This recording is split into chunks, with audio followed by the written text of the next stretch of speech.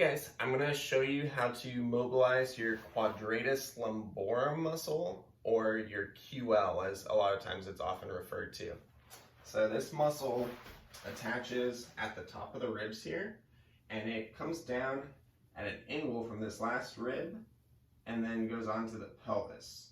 So this can be a big restrictor in getting into a deeper squat, some of these hinge positions. It can be a big driver for low back pain for a lot of people as well. So this can be a really good mobilization to help work on that. We're going to use a larger ball for this one. You can still use a lacrosse ball, but if you have access to a larger ball, it does work better. So a lacrosse ball or like a Pilates ball would be ideal for this mobilization. You're going to start first with your feet up on a surface. So this could be like a chair or a couch. You're then going to take the ball here. It's going to kind of sneak in between the ribs and your pelvis. So you don't want the ball on the ribs and you don't want it on the pelvis. You want it right in between that space here. And we're going to just kind of slide it in until you start to feel a little bit of resistance. So you'll probably hit some resistance here where it's going to feel a little tight, maybe a little painful through there. If you haven't worked on this area before, it's going to feel fairly intense sometimes, especially if your back is tight. So we can start first by just taking a few deep breaths in, tensing that muscle here, holding for 5 seconds, and then relaxing for 10. Once it starts to calm down a little bit, we can start to explore a little bit more, add some different motions in here to see where it feels the most tense or tight.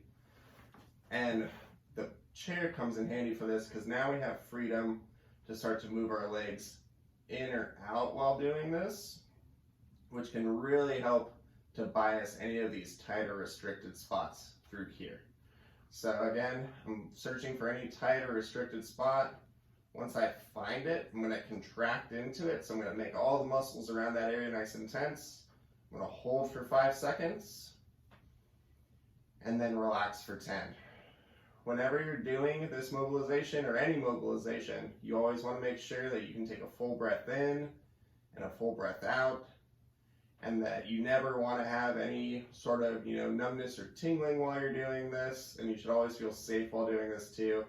So if it doesn't feel right or just feels sketchy, don't do it.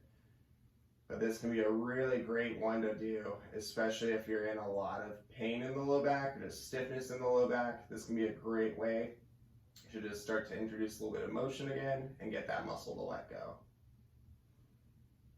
Now, if you don't have access at the time, say you're at the gym or something and you don't have access to get the feet up, you can definitely do this mobilization laying down as well. You lose a little bit of the ability to get into kind of this tighter range here, but you can definitely still work on it and just let the knees kind of drop over to the side as you come into this position. You can let this arm kind of come out, away, and that can be a really good way to add some stretch into this position as well.